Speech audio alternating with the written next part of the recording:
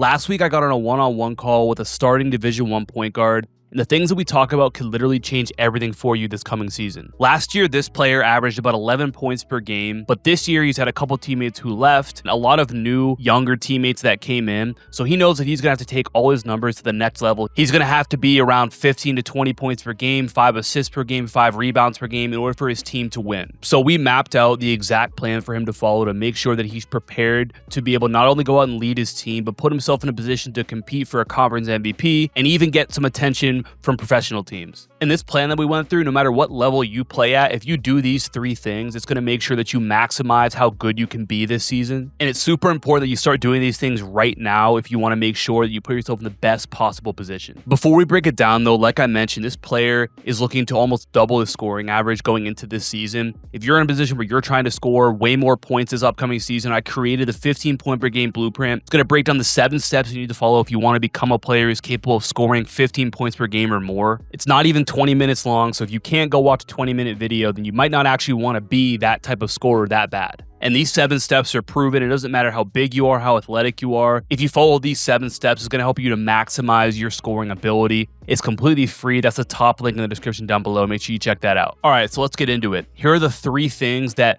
me and this Division I point guard talked about as being the most important things for him to do this upcoming preseason. The first thing is mastering the mindset. He has to adopt what's called the Goldfish mentality, meaning that your memory on the court is only about 10 seconds long and then you forget about it. Whether things are going great, whether things are going awful, being able to be present and be where your feet are is one of the most important abilities you need to have if you want to be a great player. So if you go into a practice and you absolutely dominate, or you have a stretch of 4 or 5 games where you're incredible, you can't allow that to get you too high up to where you're not really working as hard or you're not quite as disciplined and you let your habits kind of fall off. But then also on the other end, if you have a couple bad games or a couple bad practices, or maybe even in a game you miss 2 or 3 shots to start a game, you can't allow that to affect your confidence, to affect your effort, to just affect how you carry yourself on the court. The most successful players in basketball are the ones who can be as close to 100% in the present moment as they possibly can be. If you spend 30% of your time focused on the shots that you just missed, or focused on what could happen if you mess up on the next play, what your coach is thinking, what the crowd is thinking, that's not allowing you to be in the present moment. All that you can control is what you do right now. All you can control is the play that you're currently in. So you need to make sure that your focus is in that present moment as much as you possibly can make it. And if that's the case, you're going to have way more opportunities to actually make an impact on the court than most players, because most players are stuck in the past or stuck worried about the future. Going with that, I help this player establish his why.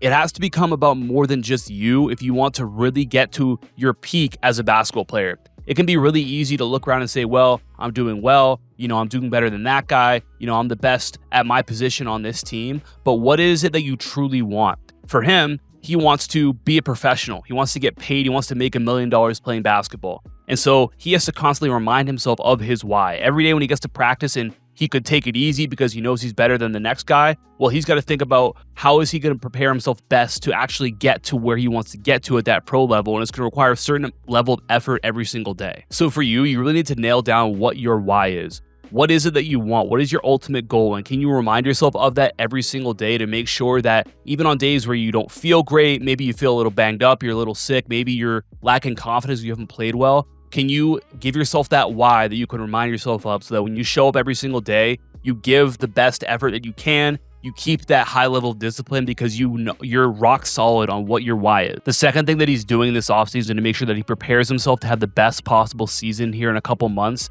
is he's using film to sharpen his mind. It's not just about grinding more reps, and typically the players who are only focused on spending more time in the gym, getting more shots up, and not focused on how to actually make sure that they're sharpening their weapon so that they're ready to go in the situations they're going to see in games, those are the players that hit their ceiling way, way quicker, and usually the players who don't actually reach their potential. You have to think of it like you're sharpening an axe, right? If you have 2 different people who are trying to chop down a tree, and the first person goes out there with their axe and they just start hacking away at that tree, but then the next person goes and they spend a few minutes sharpening their axe, the person who spent a few minutes sharpening the axe before they cut down the tree is going to do the job much quicker than the person who didn't do that. That's what him studying film is going to allow him to do. It's going to allow him to have his mind way sharper in the game situations that he knows he's going to see. For him specifically, it's going to be a lot of ball screen situations. So We were talking about different players that he needs to make sure he studies so that when he gets into games, he's going to be in these situations that he's going to have those moments pop into his mind.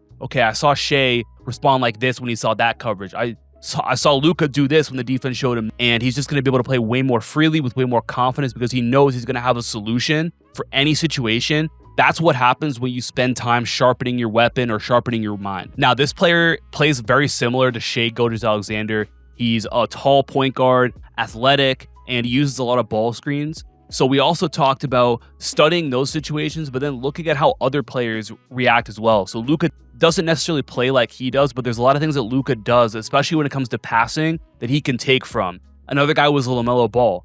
There's stuff that LaMelo does with his passing and his creating coming off of ball screens that he can pick things up from. So really taking a ton of pride in watching a bunch of different players in those situations so that you have such a well-balanced way and understanding of how to be successful. He's doing this to build a breadth of solutions, meaning no matter if the defense ices or they soft hedge or hard hedge or switch or double, whatever, he has a whole plethora of different solutions of things that he's seen that he can go to. That's exactly how you take yourself from being good to being elite and being unstoppable. And the third thing that he's focused on this preseason heading into his season is elevating his team. If your goal is to be the go-to guy on your team and to be the guy who helps your team win a lot of games, then it's not just about yourself. You have a responsibility to make everybody around you as good as they possibly can be. He has to go into every workout, every practice thinking, if my teammates aren't sharp today, if my teammates aren't doing what they're supposed to do, then that's my fault and I have to make sure that I help them and I do a better job for them. It's called taking extreme ownership over it.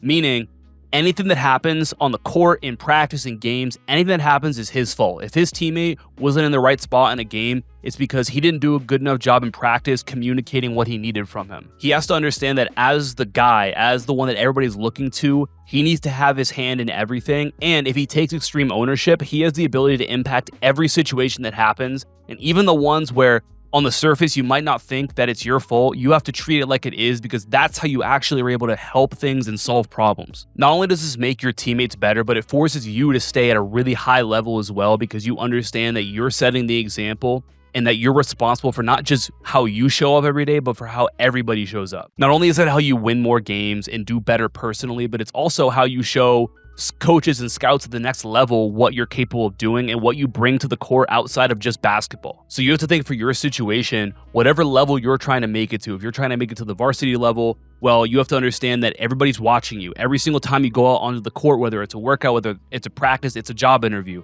If you're trying to play in college, whenever you're playing anywhere, you never know who's watching you. So are you making sure that you are keeping your level high and you're elevating everybody around you to show those people what else you can contribute? And if you do that, even within a workout or within a practice, you never know. You may be trying to make it to the varsity level and there's one rep that practice that the varsity coach just happens to be paying attention to what you're doing. Are you ready for that one rep right there? And this is a point that I try and make. You have to play as if this is the only possession that someone's going to see.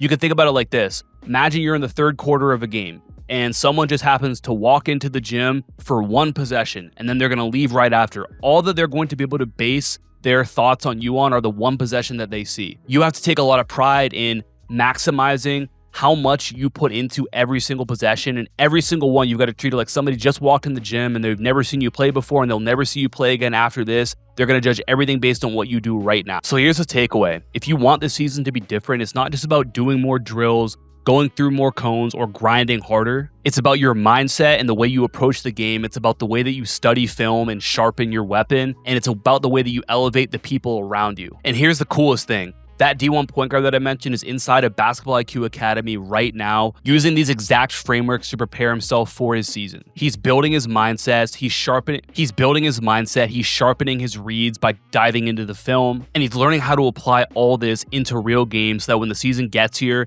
he's ready to reach his goals. If you want to prepare the same way he is, I'll leave a link down below in the description that you can check out and join Basketball IQ Academy today. This is a place that you want to be if you're a serious player. Drop a comment down below and let me know what your focus is this preseason. I appreciate you for watching. Talk soon. Peace.